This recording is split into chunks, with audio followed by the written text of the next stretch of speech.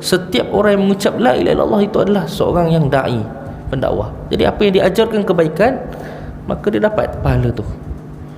Kan? Kita menunjukkan adal alal khair. Siapa yang menunjukkan kepada kebaikan, maka kafa'ilih, seolah dia membuat kebaikan tersebut.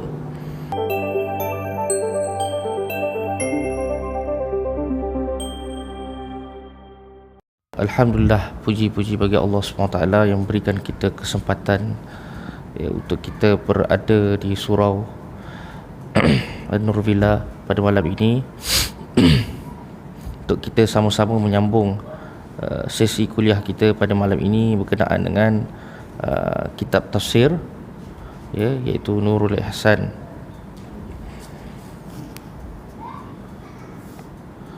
Yang mana kita bersambung pada surah At-Tin, surah At-Tin,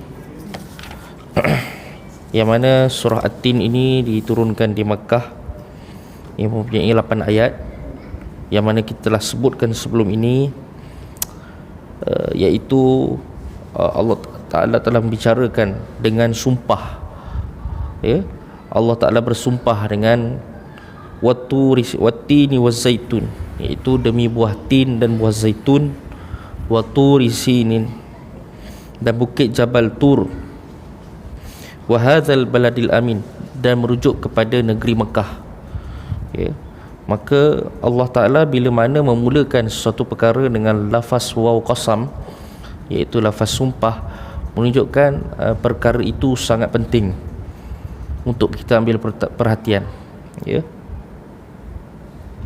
Kalau kita tidak mengambil perhatian terhadap perkara tersebut, bermakna orang lain yang akan mengambil alih akan kepentingan perkara tersebut. Dan kita sudah lihat dalam arti kata lain, kita telah membicarakan apa simbolik bagi buah-buah tadi. Kita sebut buah tin, buah zaitun, kemudian Allah Ta'ala sebut Jabal Tur, kemudian merujuk kepada ayat seterusnya wahazal baladil amin, dan negeri yang aman ini, iaitu merujuk kepada Mekah Al-Mukarramah.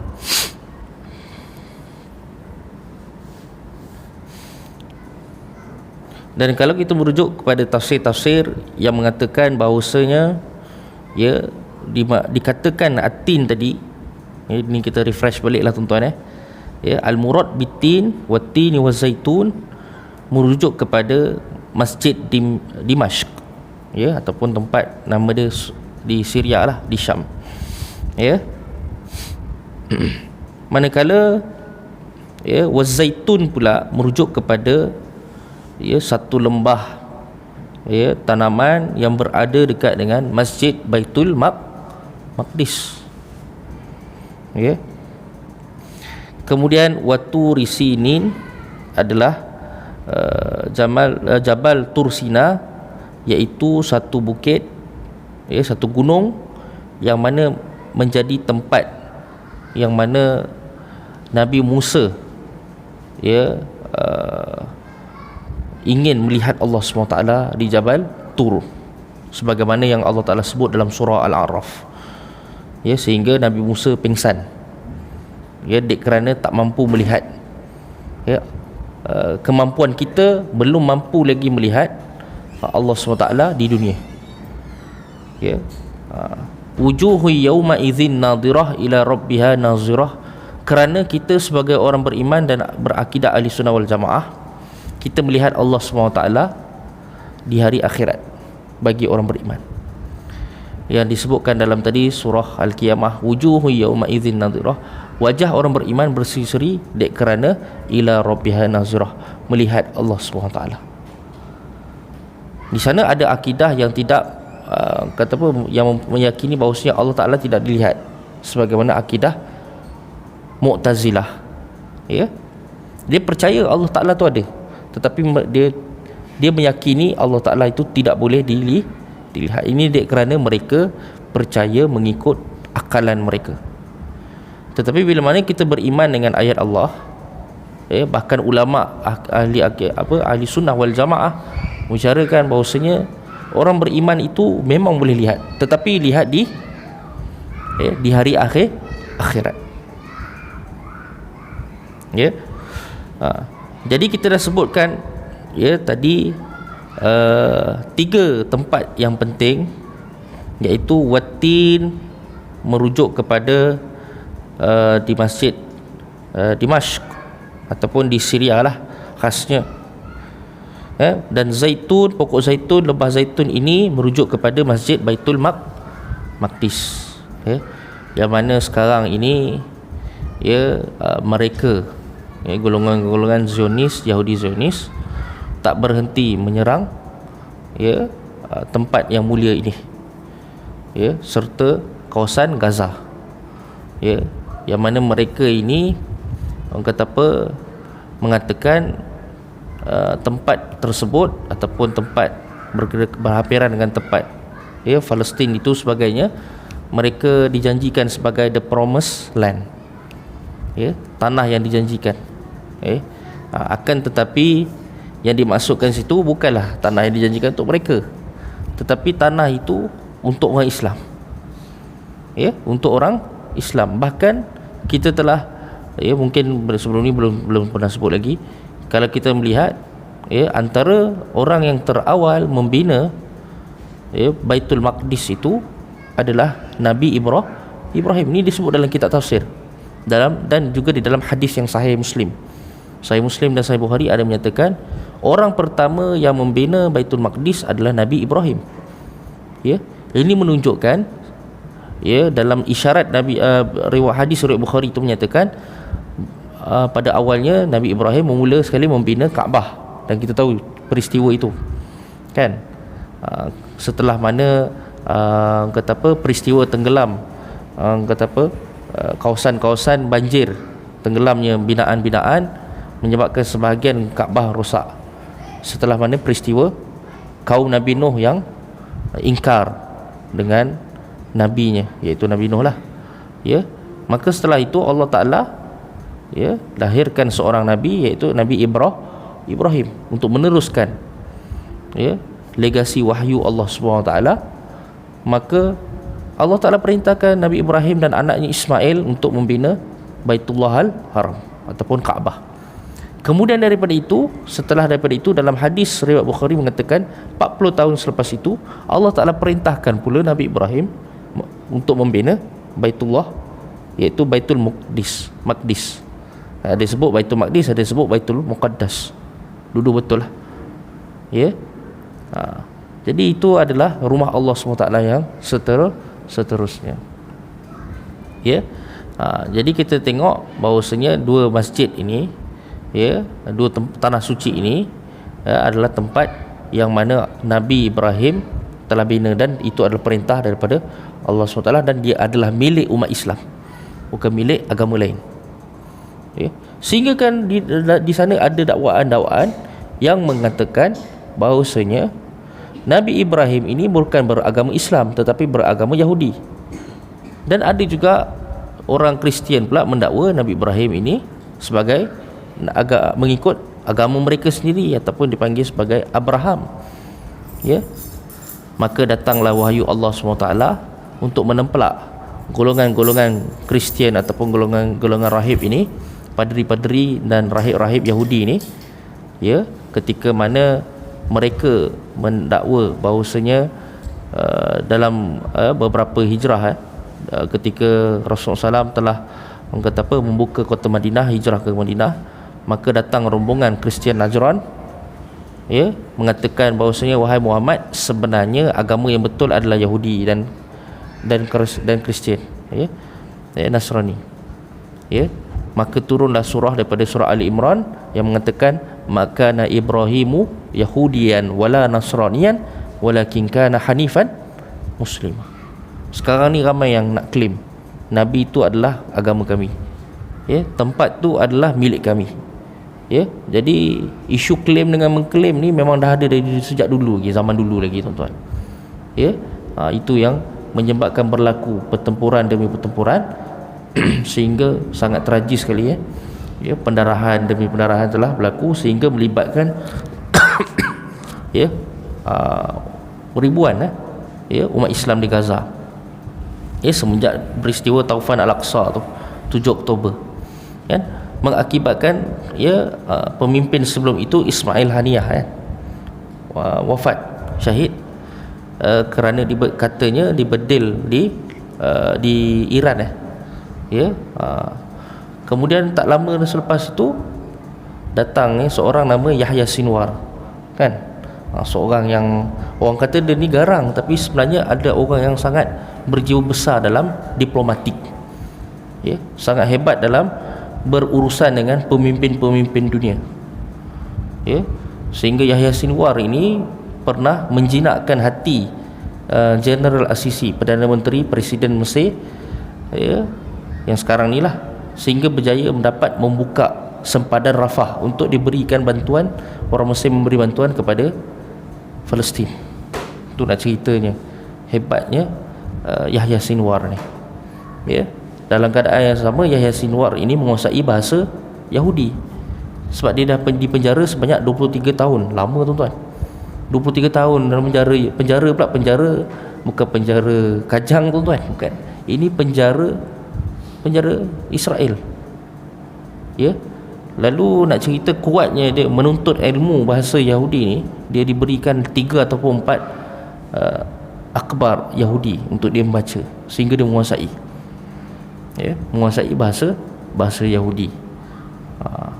Kalau kita sebut bahasa Yahudi ni, antara sahabat yang baca juga, yang hebat juga antaranya Zaid kan, Zaid bin Thabit, sebab Nabi pernah perintah kepada Zaid, kau bacalah hafallah kitab bahasa komunikasi Yahudi ni, sebab waktu tu perkembangan Madinah menyambut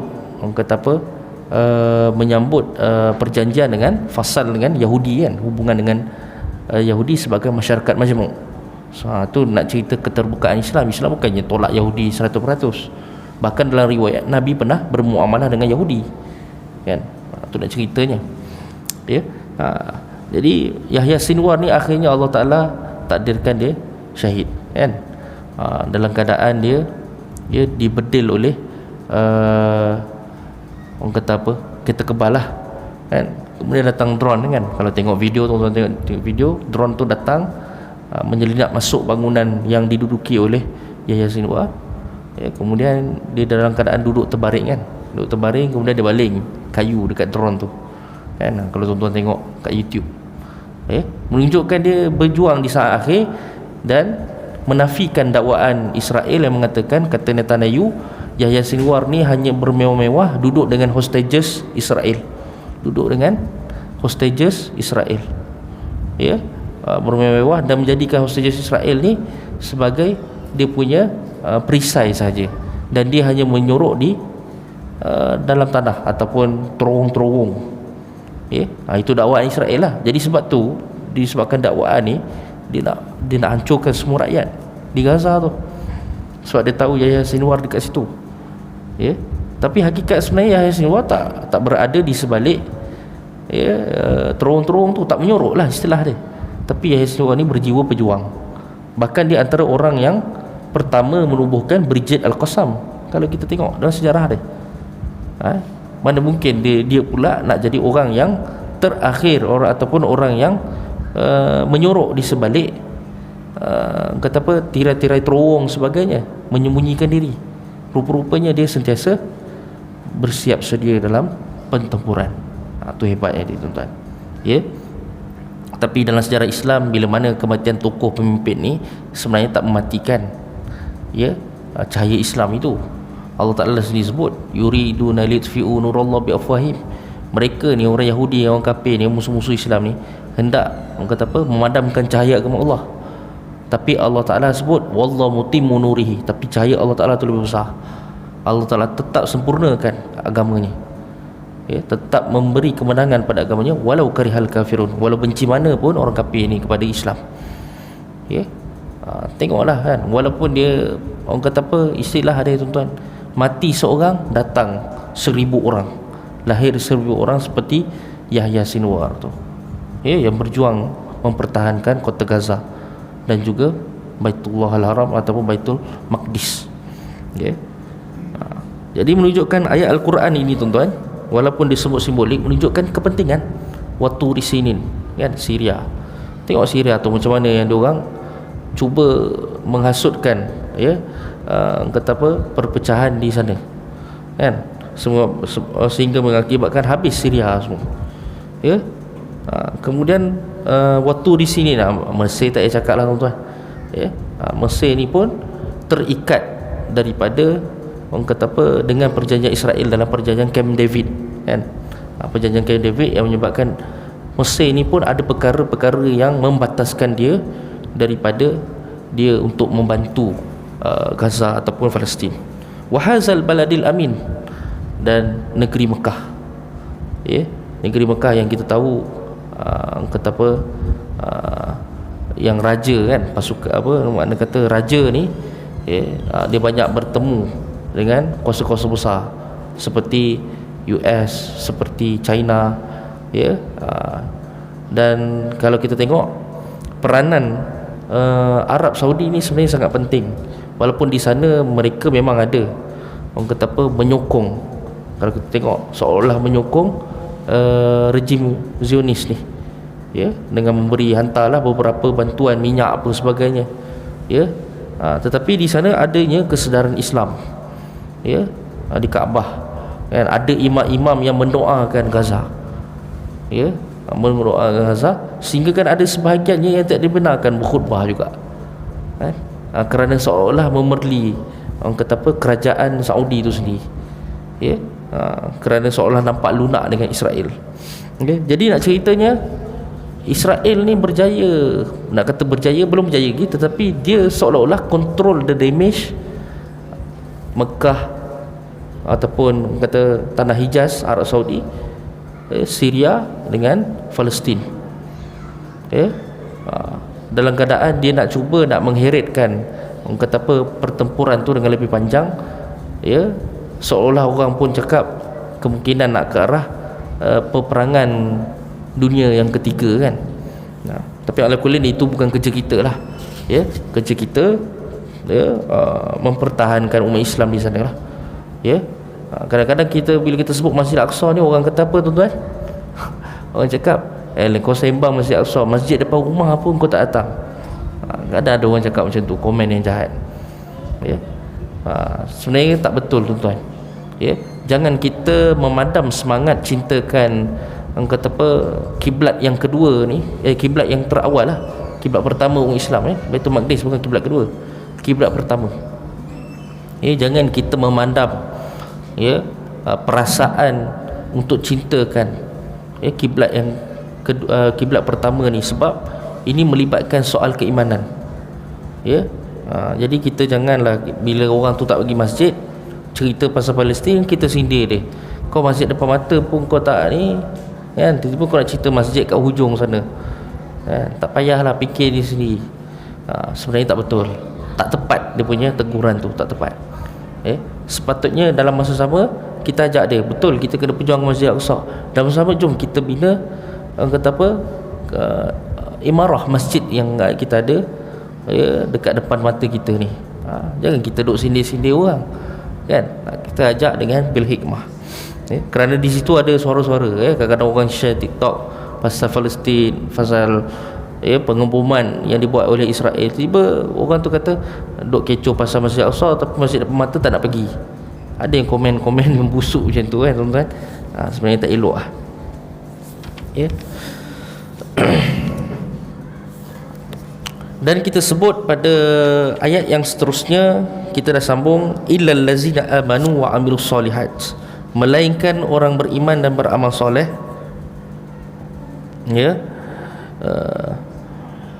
Iaitu, ya, ayat sebelum itu iaitu menceritakan summa radadnahu asfala safilin, kami kembalikan manusia itu ke tempat yang paling bawah sekali, asfala safilin. Ada yang sebut asfala safilin ini merujuk kepada manusia akan makin lama makin tua. Dia bukan sentiasa makin lama makin dia cantik, makin lama makin dia kuat, tak.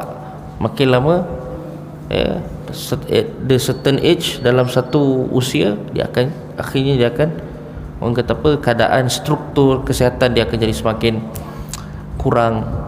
Dan Allah Ta'ala sendiri sebut dalam surah Yasin, wa man nu'ammirhu nunakkisu fil khalqi afala ya'qilun. Dan barang siapa yang kami memberi umur panjang pada dia, tapi dalam masa sama nunakkisu fil khalqi, tetapi orang kata apa, kekuatan kesihatan dia semakin berkurangan, dia semakin tua, rambut dah makin beruban, mata pun semakin kabur, kulit pun dah semakin berkedut, kan? Nah, itu alamat-alamat nak apa tuan-tuan? Alamat-alamat kita dah nak, orang kata apa, jangka usia kita semakin pendek. Jadi disebut dalam ayat ni, kami akan kembalikan dia ke asfalas safilin, ya. Tapi ada juga disebut asfalas safilin ini merujuk kepada tempat yang hina, iaitu di neraka Allah SWT. Ya, orang yang tidak mempercayai orang kata apa, tidak mempercayai hari kebangkitan, orang yang tak mempercayai hari akhirat, maka mereka ini tiada tempat melainkan di neraka Allah SWT. Maka Allah Ta'ala sebut summa radadnahu asfala safilin kepada orang kafir, ya, melainkan illal ladzina amanu wa amilus solihat, melainkan orang beriman dan beramal soleh. Walaupun dia tua, tapi dia jaga iman dia, dia jaga amal soleh dia, ya, maka dia akan dapat nikmat yang tak terputus, ya, dia akan dapat nikmat di syurga lah.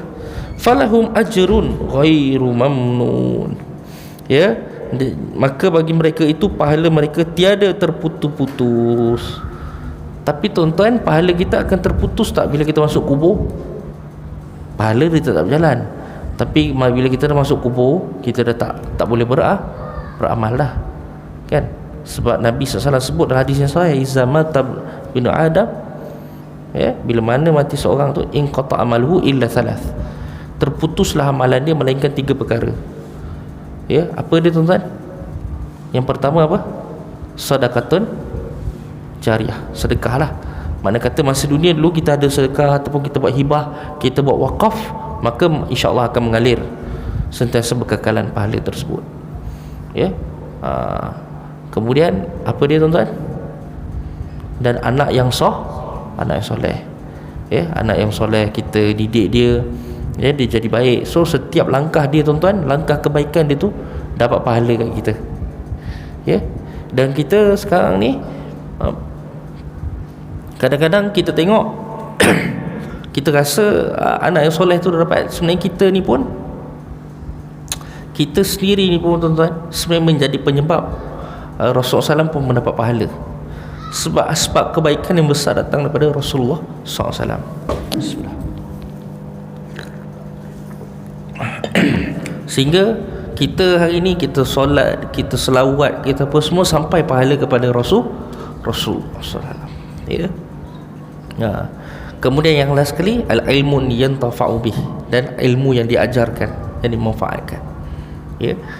Kadang-kadang tak mesti kita ada anak, orang kata apa, pahala itu orang kata apa, bukan jadi option lah anak ni, ya. Kadang ada keluarga yang tak ada anak, kan, dia kahwin tapi belum ada anak, tapi nak disebutnya ada option lain, iaitu dengan apa tuan-tuan?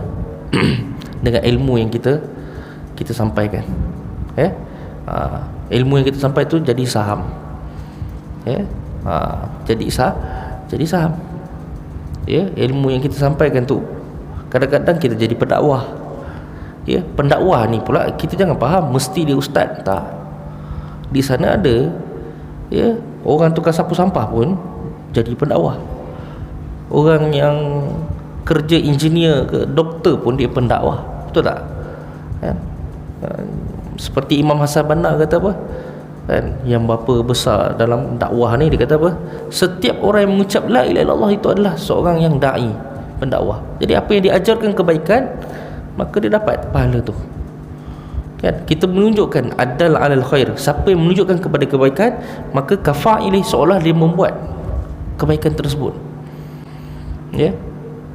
Bahkan dalam riwayat yang lain sebut, Nabi SAW kata bahawasanya siapa yang mengajarkan, ya, seseorang itu menyebabkan la ayyahdika ya la ayyahdi bika rajulan, kalau kamu memberi hidayah pada seorang lelaki dengan Islam, sehingga orang tu faham Islam, sehingga orang itu, orang kata apa, lebih kuat iman dia, kepercayaan dia, akidah dia dengan Islam, lebih betul, ya, cara ibadat dia, fiqh dia, ya, maka Allah Ta'ala kata apa? La ayyahdibika rajulan, dan kata Nabi SAW, kalau kau menjadi asbab seorang itu masuk Islam ataupun mengamalkan Islam dengan baik, maka khairum min humurim minan na'am, maka kau akan dapat satu kelebihan yang mana lebih besar daripada unta merah.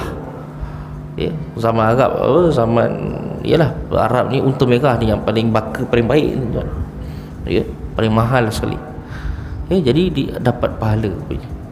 Ya, jadi jangan putus asa lah. Jangan kita kata cakap walaupun saya bukan ustaz, mana kata, ya, kata kalau ustaz je mesti berdakwah, tak. Dia kalau pun bukan ustaz, kita still pendakwah, kita still ada hak untuk mengajar orang, kita still ada orang kata apa, ruang untuk menyampaikan Islam. Dan Nabi SAW sebut, balighu anni walau ya, sampaikan kepada aku walaupun sepotong ayat, kan?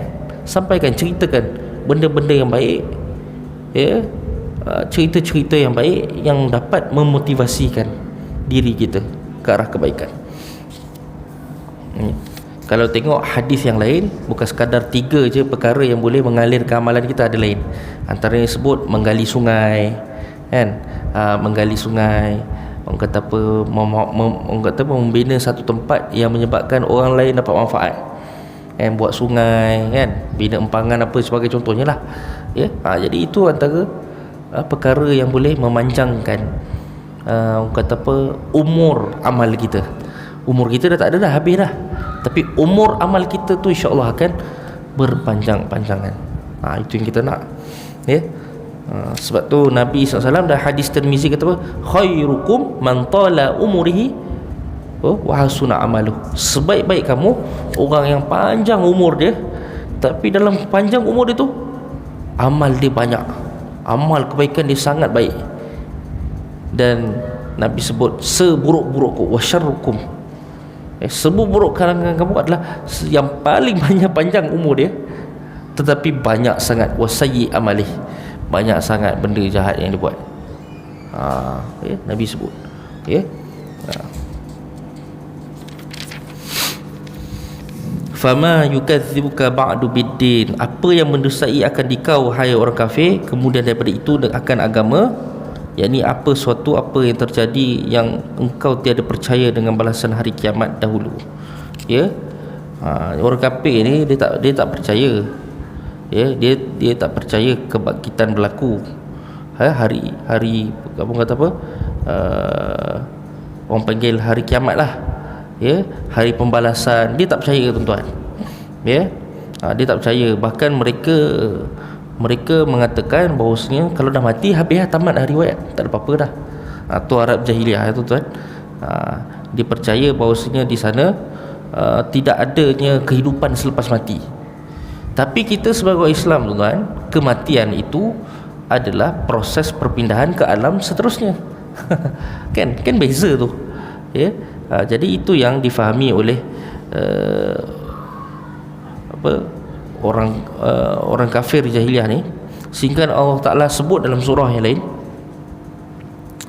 ya ayuhannas in kuntum fi raibin minal ba's, wahai manusia, ni dituju kepada orang tak beriman lah. In kuntum raibin minal ba's, kalau kamu masih ragu lagi, tak percaya, tidak ada trust, tidak ada membina sistem of belief dia, akidah dia tentang wujudnya hari kiamat ataupun hari kebangkitan, hari kelahiran yang kita akan dibangkitkan semula, maka Allah Ta'ala sebut apa? Fa inna khalaqnakum min turab, maka ketahuilah sungguhnya kami yang jadikan kamu asalnya daripada tanah. Allah Ta'ala cerita proses orang kata apa, lapisan kejadian manusia. Kemudian summa min nutfatin, kemudian Allah Ta'ala jadikan pula setitis, ya, nutfah, ya, setitis air, maksudnya benih. Summa min alaqatin, kemudian jadi pula daripada nutfah tadi tu, titisan tersebut menjadi sebuku, orang kata sebuku darah beku, Kemudian thumma min mudghatin mukhallaqah, kemudian daripada seketul daging tu yang disempurnakan kejadiannya, ya, wa ghairu mukhallaqatin linubayyana lakum, kami menerangkan kepada kamu akan kekuasaan kami. Thumma litablughu asyuddakum, sehingga kamu ini, ya, lahir ke dunia itu, ya, sehingga satu tempat, satu masa yang kami bakal, ya, nyatakan, iaitu ketika hari kelahiran kamu. Kemudian kami keluarkan kamu berupa kanak-kanak. Tengok Allah Ta'ala cerita. Kemudian kamu pula pelihara sampai ke umur dewasa, ya, kemudian sampai satu tahap umur kamu ni sampai nak tua dah, di antara kamu yang dimatikan, dan ada pula yang dilanjutkan umurnya sampai peringkat nyanyuk, ya, ada yang Allah Ta'ala panjangkan umur tapi dia nyanyuk, ya. Maka ayat-ayat ini menceritakan bahawasanya Allah Ta'ala tahu, ya. Kalau kamu ragu, kamu perhatikan, ya, bagaimana kejadian kamu dulu, macam mana, ya. Dalam ayat lain Allah Ta'ala sebut dalam surah Yasin, awalam yaral insanu anna khalaqnahun min nutfatin fa idza huwa khasimun mubin. Kan wa daraba lana mathalan wa nasiya khalqah qala may yuhyil izam wa hiya ramim. Kan ada seorang Arab jahiliah ini, orang kafir ni, dia kata mana mungkin manusia itu akan dibangkitkan esok, ya. Bahkan Allah Ta'ala cakap, sebenarnya kami jadikan kau ini daripada setitis nutfah, daripada benih. Tengok Allah Ta'ala ajar dia, ya, Allah Ta'ala ajar dia. Dan bukti saintifik tu banyak, tuan-tuan. Sedangkan Al-Quran ni 1400 Hijrah, dan tetapi kajian itu ia dipelajari, ya, sehingga membuktikan wahyu Allah SWT itu, kebenaran wahyu Allah SWT, ya. Saya teringat satu kisah seorang orang putih, kan, orang British, namanya David Peacock. Satu hari tu dia tengok NASA tu, kan, dia tengok masa TV tu ada rancangan pasal NASA buat kajian tentang bulan. Jadi dia sebut kat bulan ni ada macam tanda-tanda rekahan, ya, bulan, moon tuan-tuan, bulan tu, ya, Al-Qamar tu, ya, ada tanda-tanda rekahan. Kemudian David Peacock ni dia relate dengan bacaan Quran. Dia ada bacaan Quran terjemahan English. Dia pengkaji, tuan-tuan, tapi dia bukanlah nak kata betul-betul nak cari Islam itu, kan, tapi dia kaji Al-Quran ini. Memang ada cerita satu surah, iaitu dia sebut surah Al-Qamar, yang menceritakan tentang pembelahan bulan, yang mana dalam Al-Quran tu cerita, kalau kita baca menuruti tafsirnya, ada kisah yang mana Abu Jahal and the gang meminta Nabi ni untuk, orang kata apa, kalau kau betul Nabi, ya, kau belah bulan ni, nescaya kami akan beriman. Itu yang klaim si Abu Jahal. Dia kata apa, Muhammad, kami boleh nak beriman, tapi satu benda kau buat kat depan mata kami, kau belah bulan ni, tapi kami boleh baru kami nak beriman. Agak-agak Nabi belah tu, dia orang beriman tak, tuan-tuan? Tak. Malah dia menuju, kata wa yaqulu sihrum mustamir. Dalam surah tu kata, bahkan mereka mengatakan peristiwa belahan bulan itu, mereka mengatakan bahawasanya Rasulullah SAW ni sihir. Tengok, ada je dia punya spin dia, tuan-tuan, ya. Dah cerita dia tak nak beriman tu, tapi dia duk kata sebenarnya Muhammad ni dia ada sihir ni, sampai boleh terbelah bulan. Sehinggalah datang satu gerombolan, gerombongan, ya, daripada luar Arab datang ke Mekah waktu tu. Datang ke Mekah. Kemudian geng-geng Abu Jahal ni dia tanya, masa kamu datang tadi, malam tadi, ada nampak, perasan tak ada sesuatu kejadian? Kemudian yang rombongan tu kata, kami nampak ada bulan terbang. Kami lihat satu perkara yang aneh di langit, iaitu bulan dalam keadaan terbelah, terpisah dua. Jadi orang yang luar daripada, orang kata apa, orang luar daripada Mekah pun boleh lihat. Bermakna apa, tuan-tuan? Dia orang masih tak nak tetap tak nak beriman juga. Jadi berdasarkan peristiwa tu, kajian David Peacock ni menyebabkan dia teringat melihat, dekat NASA ni dia duk zoom bulan ni ada tanda rekahan Jadi dalam keadaan Al-Quran ini adalah 1400 tahun dulu, yang lebih tahu dalam keadaan 1400 tahun dulu tak ada pun teknologi boleh cerap bulan Jadi David Peacock ni pun mengambil, kata apa, inisiatif untuk beriman dengan ayat Allah. Jadi itulah tuan-tuan kalau nak mengharapkan orang luar bukan Islam ni nak masuk Islam kerana akhlak kita, jauh sekali tuan-tuan. Jauh sekali. Melainkan akhlak Rasulullah tak apalah, kan? Sebab tu ada orang kata, pemikir Islam dia kata, al-Islam mahjubun bil muslimin. Kebenaran Islam ni terhijab kerana orang Islam sendiri. Kerana perangai orang Islam sendiri, kan?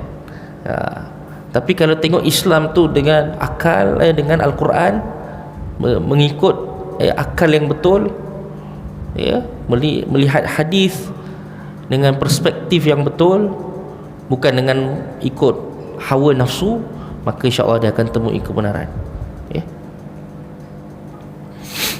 Jadi cerita tentang surah At-Tin ni juga menceritakan orang kafir yang mendustakan hari pembalasan, hari kebangkitan. Maka sebab tu Allah Ta'ala cakap, fama yukadzibuka ba'du biddin, apa yang menyebabkan kamu ni mendustakan engkau wahai Muhammad? Allah Ta'ala tanya tu, bukan Allah Ta'ala tak tahu, tapi Allah Ta'ala tahu. Tapi Allah Ta'ala nak tunjuk kat kita ni, nak cerita kat kita bahawasanya di sana orang kafir ni memang tak nak beriman cerita dia. Disebutkan bahawasanya apa pula yang menjadikan engkau seorang pendusta wahai Muhammad mengenai hari pembalasan, sedangkan sudah ternyata dalil-dalil membuktikan kekuasaanku. Allah Ta'ala sendiri kata, alaihissallahu biahkamil hakimin, bukankah Allah Ta'ala seadil-adil hakim, seadil-adil pencipta, seadil-adil seadil-adil zat yang mengatur alam ini, kan?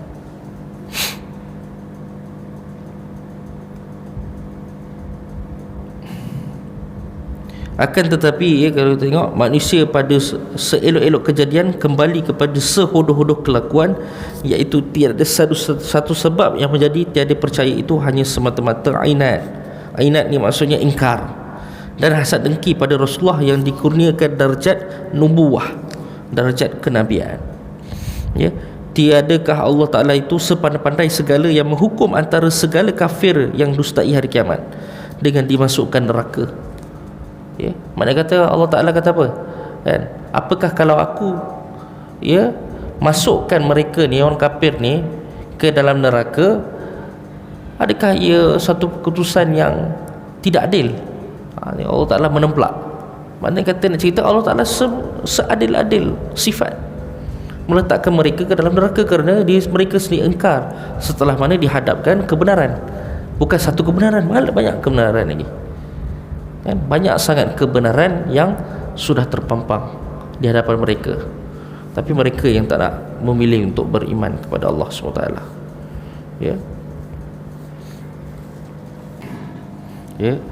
Sebagaimana kita sebut, alaihissallahu ahkamil hakimin, bukankah Allah Ta'ala itu seadil-adil hakim?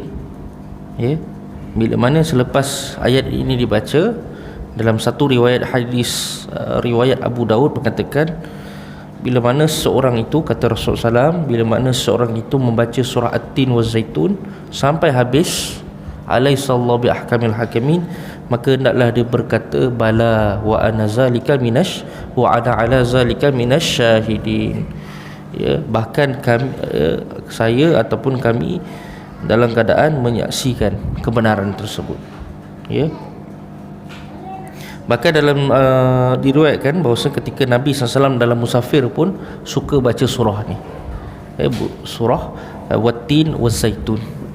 Menunjukkan Wat-Tin wa Zaitun ni, surah At-Tin ni, mungkin kita tengok sikit je surah, sikitnya ayat ni, kan? Simple je surah ni, tetapi dia adalah sangat penting, dalam kehidupan kita secara umum, tetapi bagi Rasulullah SAW, menunjukkan bahawasanya watin wa zaitun ini merujuk perkara-perkara yang pertama berdasarkan keimanan dan berdasarkan percaya kepada perkara gaib dan perkara yang akan datang, iaitu bermakna erti kata orang kata apa,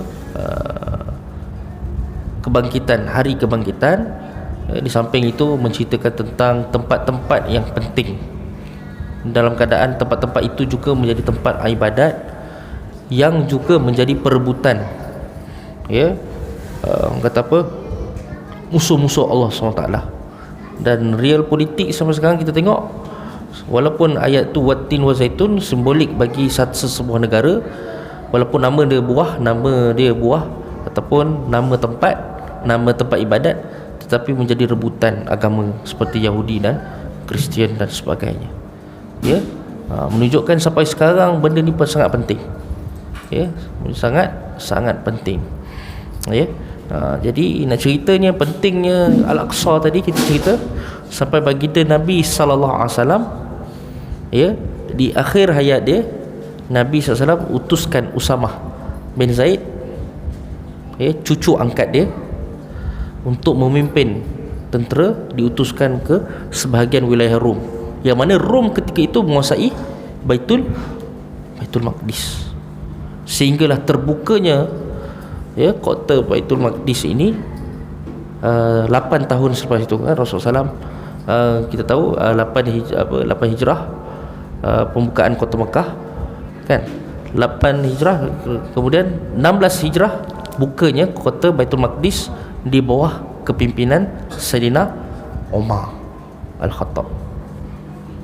Walaupun zaman Rasulullah SAW tidak ada, tetapi usaha tu ada untuk membebaskan kota Baitul Maqdis dengan dihantarkan pasukan Usamah bin Zaid ketika Nabi SAW di hujung wafat, kan, di akhir kewafatan Rasulullah tu, Rasulullah dah utuskan dah. Rasulullah SAW wafat 11 hijrah. Jadi dah diutuskan dah ketika itu. Nabi pesan dah kepada Usamah, okey pergi, bergerak ke sana, ke arah sana. Jadi kesan daripada itu menyebabkan terbukanya kota Baitul Maqdis di bawah pimpinan Sayyidina Khalifah Umar Abdul Aziz. Dalam keadaan Sayyidina Umar kata apa, bergilir dengan seorang sahabat lain. Ada yang kata Abu Ubaidah, betul lah Abu Ubaidah. Dia naik apa pula? Naik keldai tuan-tuan, bergile-gile. Sehingga kalau Sayyidina Umar kata, biar kau lah naik keldai ni wahai Abu Ubaidah. Abu Ubaidah kata, mana boleh, khalifah lah kena naik, kan? Abu Ubaidah dia menolak lah, tapi sudahnya Sayyidina Umar tak, kata kau lah pergi naik.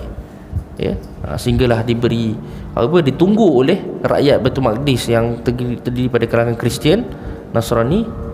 Dijemput oleh padri serahkan kunci kepada Sayyidina Umar. Dalam keadaan Sayyidina Umar pelik, macam mana dia tahu aku ni Sayyidina Umar, sedangkan yang naik tu adalah Abu Ubaidah, naik keldai itu adalah Abu Ubaidah. Maka diceritakan oleh padri tersebut, dalam kitab aku, sahabat Nabi ni adalah orang yang hebat, dan antara yang membuka Baitul Maqdis adalah seorang yang tawaduk, seorang yang sangat tawaduk. Jadi aku kenali engkau lah pemimpin yang tawaduk tu. Masya Allah. Dalam kitab pun dah sebut dah tuan-tuan, ciri-ciri sahabat Nabi yang hebat. Jadi mudah-mudahan sedikit cerita ini kita akan sambung sikit dalam surah Al-Alaq pula, iaitu wahyu yang pertama. Kita akan ceritakan apa sebab-sebab turun dia. Dan dalam surah Al-Alaq ni pula cerita tentang orang kata apa, kezaliman Abu Jahal. Kita akan cerita apa Abu Jahal buat kat Muhammad ni. Jadi insyaAllah kita akan lebih detail, kita akan ceritalah pada kuliah akan datang. Aku luka la astaghfirullahalazim li wa lakum. Wassalamualaikum warahmatullahi wabarakatuh.